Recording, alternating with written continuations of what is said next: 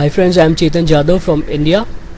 I am a 3D animator and I am doing intermediate rigging and modeling, and I have made this rig for my own animation assignments, and this is called as a tail ball.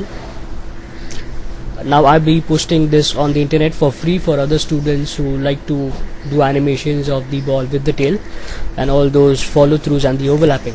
So I'll quickly just show you the working of this rig. This is the main controller, the parent controller.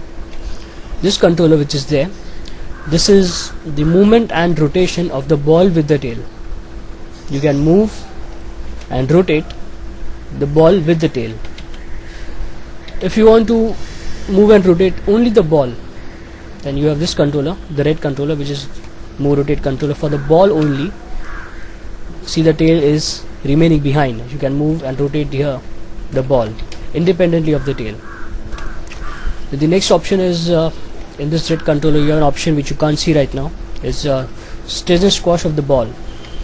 Just middle click and drag, you can see that stretching and the squashing onto the ball, and the tail is interacting as per the stretch and squash values.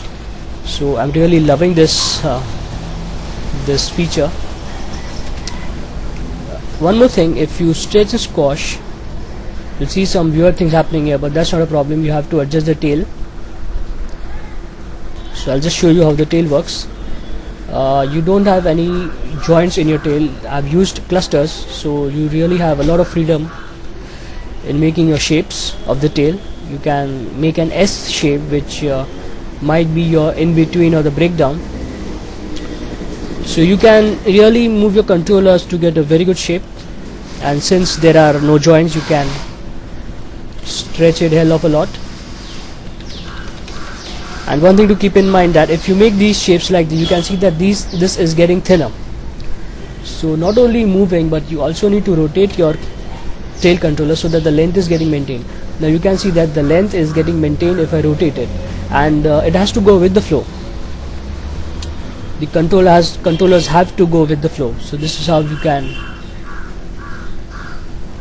work with the tail. Next is the stretching and squashing. Stretching is fine, but when you squash it, some weird things are happening, but that's not a problem. You have to adjust your tail. This is how you can adjust it.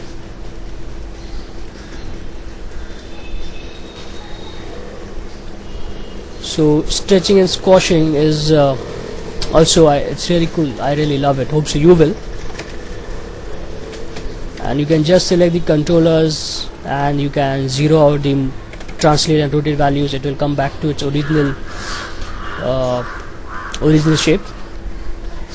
And the texture for the rig I've used is the RAM texture. It is having this yellow line in the center so that you can see the rotations pretty clearly, and it is having blue and red in the top and the bottom. So keep in mind that the only thing to be kept in mind is that in this tail, since it's having no bones, it's very flexible, but you need to keep in mind is that the length should not change a hell of a lot. Since it is flexible, you might see the length of the tail changing every time, but it depends on the flexibility, but try to maintain the length. It should not change at every frames. So keep in mind. And this is a free rig. You can use it for assignments, and I really need some suggestions, feedbacks, so that I can improve this rig. I'm not a hardcore rigger, I'm an animator, but I'll try to make this rig as better. And if you're using this rig for your assignments, hope you enjoy it, and you need to give me credits for this rig.